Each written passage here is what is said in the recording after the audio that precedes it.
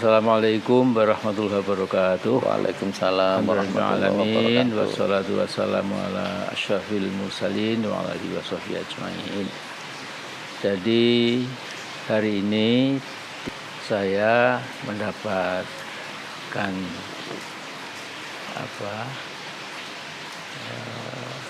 silaturahim dari Gus Nur yang kita hormati, yang pengalamannya sekalipun usia masih muda dibandingkan seperti saya, saya pernah mengalami masa-masa berat ketika ingin menegakkan kejujuran. Jadi bagi Gus Nur dan waktu dengan Mas Bambang Tri juga, kiranya sepele, gitu. Ngapain sih semua lembaran kertas kok diperkarakan? Ternyata itu adalah inti dari cara beliau mengungkap kebenaran. Jadi kalau seorang pemimpin ternyata culas, bahkan bohong dan menipu kepada rakyatnya, bisa menjadi presiden 2 periode 10 tahun, sementara ijazahnya itu palsu atau bodong, ya, maka ya jadinya seperti kita alami sekarang ini.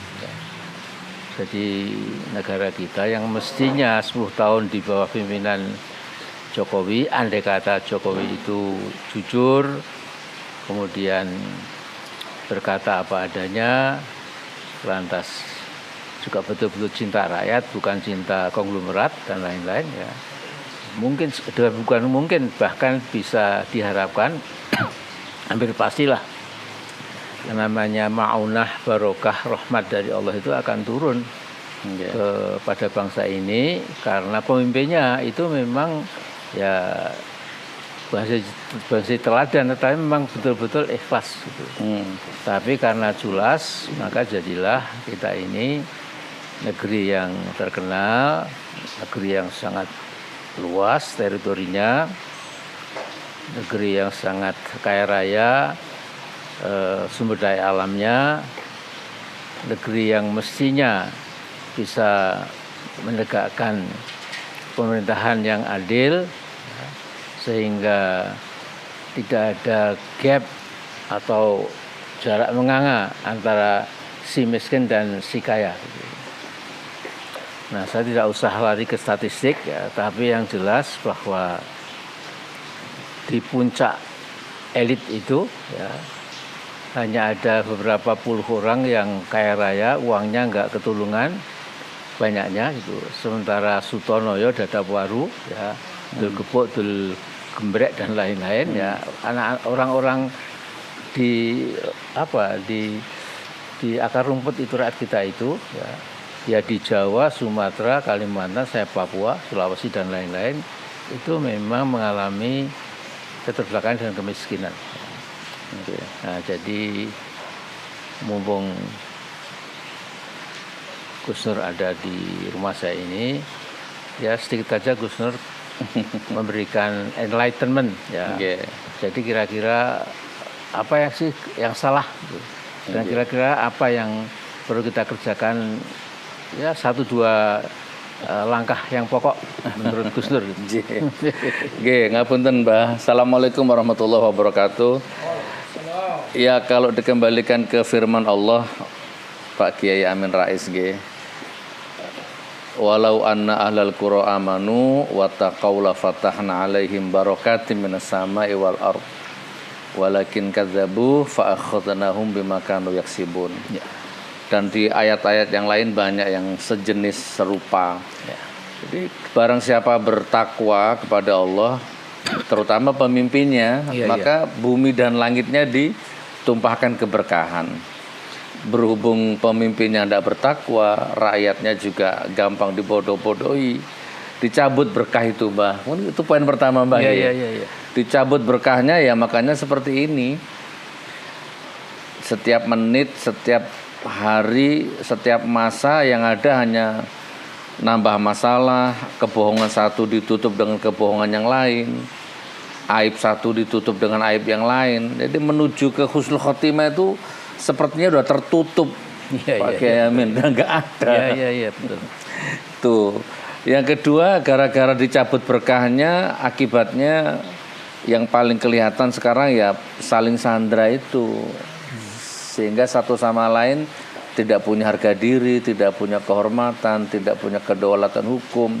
Karena sudah saling sandra, Pak Kiai Amin Rais. Iya. Waktu Pak Prabowo dengan Pak Jokowi bersaing di Pilpres berapa itu 2019 ya. Pak Prabowo kan nulis buku judulnya Paradoks. Pak Prabowo bilang bocor. Pak Prabowo bilang 2030 Indonesia hilang. Dan banyak lagi. Tapi kan sekarang karena mungkin saling sandra atau dicabut berkahnya, hampir bisa dikatakan semua nggak ada. Tulisannya Pak Prabowo seolah-olah nggak terbukti, hanya nggak ada. Semua statementnya Pak Prabowo sekarang tidak ada yang terbukti. Iya betul. Seperti menelan ludahnya kembali, seperti senjata makan tuan. Sering kami sampaikan Pak Kiai Amin Rais, ini mungkin saya salah mungkin. Indonesia nih, khusus Indonesia sudah tidak ada obatnya, gitu kan Pak. Sudah hanya azab terus. Harusnya begitu azab datang taubatan nasuha. Ini azab datang malah selfie, azab datang malah dipakai komoditi politik, azab datang malah dipakai mengeksploitasi, jadikan macam-macam, tidak ada taubatan nasuha. Tercermin dari semua statement pejabatnya yang salah-salah dalam menyikapi segala macam persoalan di Indonesia ini. Mungkin kurang lebih seperti itu, Bang. Tidak ada obatnya kecuali taubatan nasuha, dan itu pun buntu juga karena menurut pengamatan saya, mungkin saya salah, sudah terlalu banyak uang haram yang dimakan sehingga yang kotor bukan hanya kolbunya tapi pembuluh darahnya. Dari rambut sampai kakinya udah kotor semua. Iya. Masya Allah. Ya. Gitu Mbak Amin. Iya. Mungkin saya agak lebay ya Pak Kiai ya. Sembuh Indonesia ini kalau ditimpakan azab seperti Nabi Lut, digulung semua istana itu, dimusnahkan semua, ganti buku baru, ganti sistem baru, ganti pemimpin baru, mungkin Pak Kiai baru bisa. Ngapunten mohon petunjuk. Menurut saya gitu, Pak. Ya, betul. Ya, kalau melihat menggunungnya masalah, itu memang sepertinya apa bisa gitu. Ya.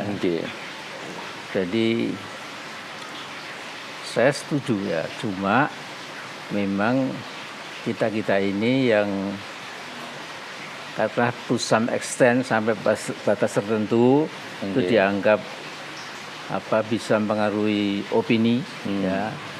Jadi memang penyakit al-ya'su putus asa memang harus kita hindari jauh-jauhnya ya. Karena kalau kita sampai kemudian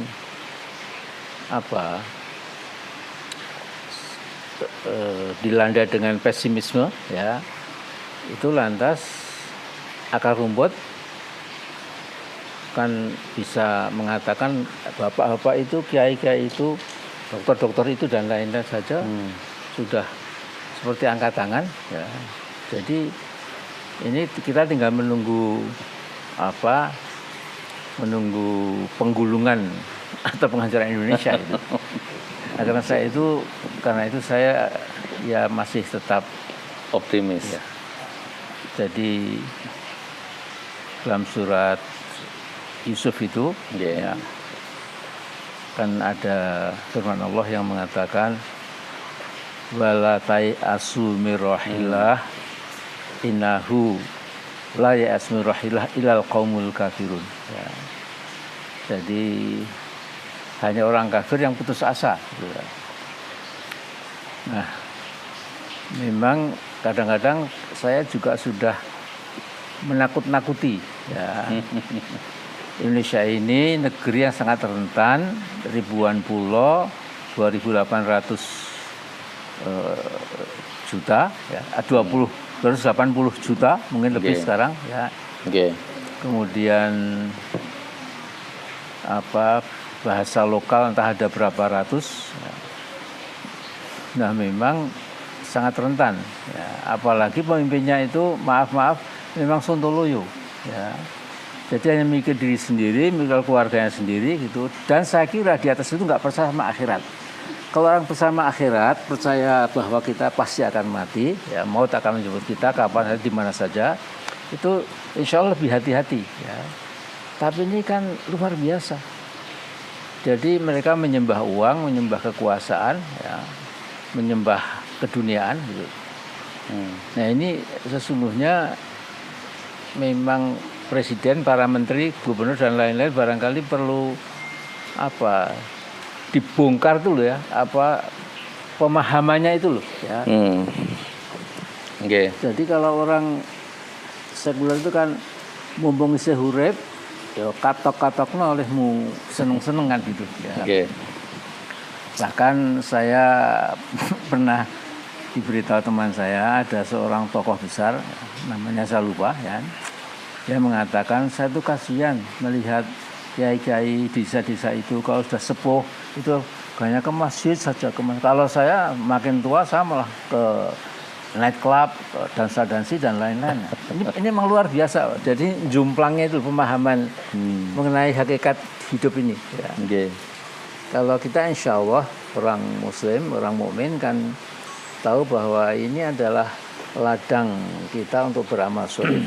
Ini ladang ujian bagi kita manusia ya, untuk Allah bisa memilahkan ini adalah as-solihin dan itu al-mufsidin ya. Ini yang pantas jadi ashabul jannah, itu pantas jadi ashabun nar dan lain-lain ya. Nah itu memang dari masa ke masa itu sepertinya ada kemerosotan standar moral ya. Pada zaman Pak Harto dulu itu ada misalnya penataran P4 ya. Walaupun P4 itu ya, kan saya pernah ikut P4 juga dulu ya, pulang dari Amerika tahun 80 kemudian harus ikut P4 gitu. Saya perhatikan P4 itu memang indoktrinasi ya. Tetapi sesungguhnya kalau kita lihat butir-butirnya itu baik gitu loh. Saya pernah ditanya Pak Amin, apa kelemahan butir-butir P4 itu? Ya, itu ada misalnya tidak ada itu birrul walidain ya. Tidak ada hormat taat pada kedua orang tua, itu enggak ada. Kemudian juga tidak ada perlunya beribadah secara konsisten ya. Tidak belentang-belentong, kadang-kadang salat, kadang-kadang tidak dan lain-lain. Kadang-kadang puasa, kadang-kadang enggak dan lain-lain. Okay. Nah, sekarang ini itu sudah tidak ada lagi ya. Walaupun dulu ya ada yang mengatakan secara sinis P4 apa itu. Sehingga dulu di Thailand, di Bangkok ada gajah di tengah jalan itu membuat macet gitu. Oleh beberapa polisi dorong-dorong tidak bisa gitu. Terus dibisiki, gajah kalau kamu nggak pindah dari jalan ini membuat lalu lintas macet, kamu akan saya kirim ke Indonesia untuk ikut penataran P4. Itu dia langsung bunyi Pak, langsung pergi gitu. Karena apa? Karena di mata negara tetangga juga waktu itu lucu gitu. Ada indoktrinasi yang namanya P4 itu ya. Tapi apapun ya kita lihat positifnya lah ya. Nah kembali ke sekarang ini memang saya prihatin ya. Prabowo sudah 1 tahun lebih jadi presiden ya, tetapi sebagai pernah jadi Komandan Kostrad, Komandan Kopassus ya, dididik keberanian ya, strategi, taktik dan lain-lain, dan bukunya juga Paradoks Indonesia itu merupakan harapan ya. Ternyata sekarang nduk ya. Harusnya perubahan, bukan berkelanjutan, kan gitu enggak? Kontinuasi. Okay. Moga-moga ya. Saya pernah ini Pak Kiai, ya mungkin sekedar tambahan. Saya lupa judulnya. Ini hanya film sih, ya. Pak Kiai. Saya pernah lihat film India. Judulnya kalau tidak salah JAT, JAAT itu insya Allah kalau tidak salah. Jadi digambarkan di film itu ada sebuah desa, Mbah Kiai ya. Ternyata di desa itu, di tanahnya itu ada sumber daya alam yang tidak bisa dilukiskan. Kaya raya. Kaya raya pokoknya. Pokoknya tuh bikin negara baru tuh tumpah ruah lah, nggak bisa dihitung kekayaan di desa itu. Nah, dan setelah tahu pemerintah bahwa di desa itu ada harta karun yang begitu, emas macam-macam itu, mau nikel, kalau di Indonesia itu mungkin batu bara mungkin ya. Sehingga pemerintah ini bikin persekongkolan jahat dengan negara-negara lain untuk menambang itu. Tapi masalahnya ada 3 desa di situ. Nah, maka solusi pertama dibeli paksa lahannya, direlokasi. Nggak mau penggal tangannya, suruh cap jempol, nggak mau penggal tangannya. Kurang lebih seperti bisa opsi seperti itu. Atau opsi yang kedua, bikin musibah buatan. Gimana supaya desa itu kosong, nggak ada orangnya gitu, Pak Men. Ya dibikinlah banjir, dibikinlah banjir bandang, dibikinlah gunung meletus, dibikinlah apalah. Ya intinya namanya film ya berhasil, sepi desa itu. Gitu. Nah begitu detik-detik mau ditambang, muncullah satu pahlawan yang menggagalkan itu. Ini kayaknya walau alam bisawab, apa bencana-bencana yang ada itu apa memang untuk mengusir orang-orang agar dikosongkan karena di situ ada sumber daya alam yang berlimpah ruah, walau alam, Mbak Amin. Kalau dalam Al-Quran itu ada ayat balnudziqannahum minal adzabil adna duna adzabil akbari la'allahum yarji'un. Ya. Jadi Allah kadang-kadang menimpakan azab yang enteng-entengan, bukan azab seperti besok di akhirat. La'allahum yarji'un, mudah-mudahan dengan demikian mereka yang lupa, yang lalai itu bisa kembali. Yarji'un ila Allah ya. Jadi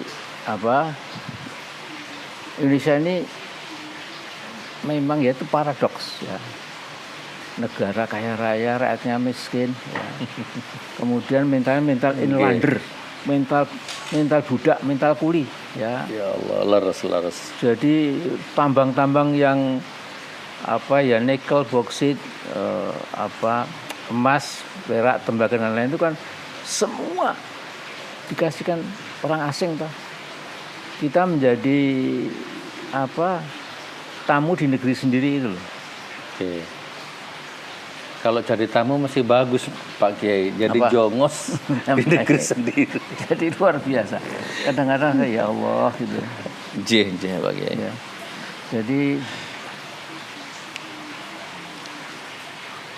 saya sudah berkali-kali lah saya tuh pergi misalnya ke Papua. Ya. Kemudian on the spot melihat yaitu tambang emas, perak, tembaga di Papua itu. Ya.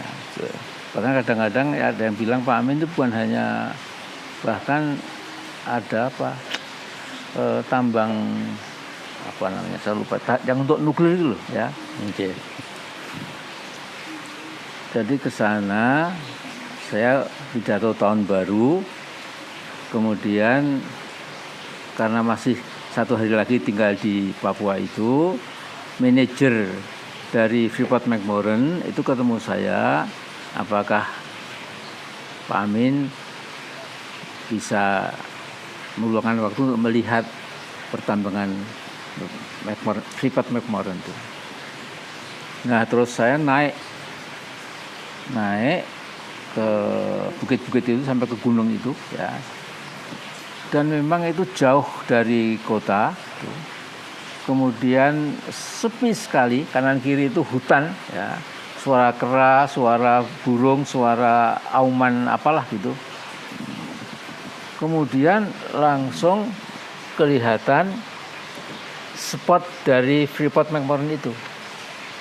Kemudian saya dikasih sepatu penambang, dikasih jas penambang, dikasih topi penambang. Kemudian diajak masuk, saya melihat sejauh mata memandang itu ada legokan tuh, legokan. Terus saya tanya sama insinyur dari ITB, dari UGM dan lain-lain, Dek, ini apa ini? Pak, dulu ini bukit Pak, gunung kecil. Oh, di Kerawai sudah gitu, hilang. ya? Ya. Oh. Nah terus dia bilang, Pak Amin, ini loh Pak Amin, kalau batu atau kerikil yang abu-abu, ini kadar emasnya tinggi sekali. Dia bilang itu. Nah itu siang malam digotong ke luar negeri. Pemerintah kita sejak zaman Pak Harto sampai Jokowi hanya gini. Luar biasa. Sampai sekarang. Jadi saya pikir ini budak, jadi mental budak. Kasihan Bung Karno, Bung Hatta lah ya yang telah menanamkan patriotisme, cinta negerimu, bangsamu, kekayaan alammu. Kamu diberi zamrud di tengah hatus jiwa, ya. Yang subur makmur dan lain-lain lah ya. Tapi kenyataannya yang menjengkelkan sekali. Ya saya sudah makin tua juga.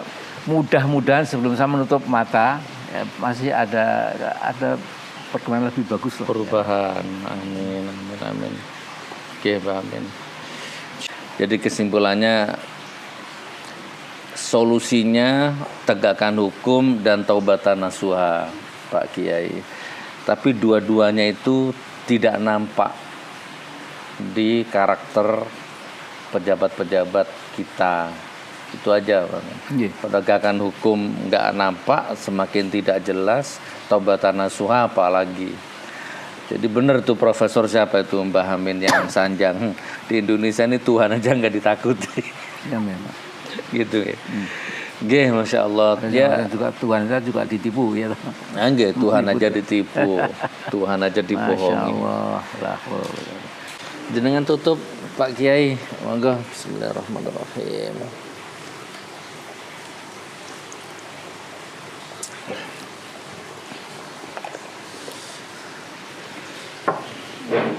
Ya tutup dengan doa ya. Oh, nggih. Innahu wa malaikatahu yusholluna 'alan nabi ya ayyuhalladzina amanu shallu 'alaihi wa sallimu taslima.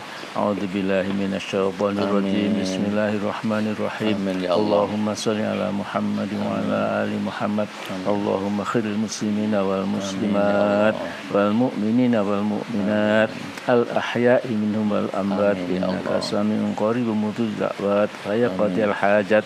Rabbana la tu'akhidna in nasina aw akhtana. Rabbana wa la tahmil 'alaina isran kama hamaltahu 'alal ladzina min qablina. Amin. Rabbana wa la tuhammilna ma la taqata lana bih wa'fu 'anna waghfir lana warhamna anta maulana fansurna al-qawmil kafirin. Rabbana 'alaika tawakkalna wa ilaika anabna wa ilaikal masir. Rabbana la taj'alna fitnatan lil ladzina kafaru waghfir lana rabbana innaka antal azizul hakim. Rabbana adkhilna mudkhala sidqin wa akhrijna mukhraja sidqin waj'alna min ladunka sultanan nasira. Rabbana atina fid dunya hasanah wa fil akhirati hasanah wa qina adzabannar. Wa sallallahu ala sayidina Muhammadin wa alihi washabihi wasallam. Subhana rabbika rabbil izzati amma yasifun wa salamun mursalin. Amin ya Allah. Subhana rabbika rabbil izzati wassalamu alal muttaqin walhamdulillahi rabbil alamin. Alhamdulillah.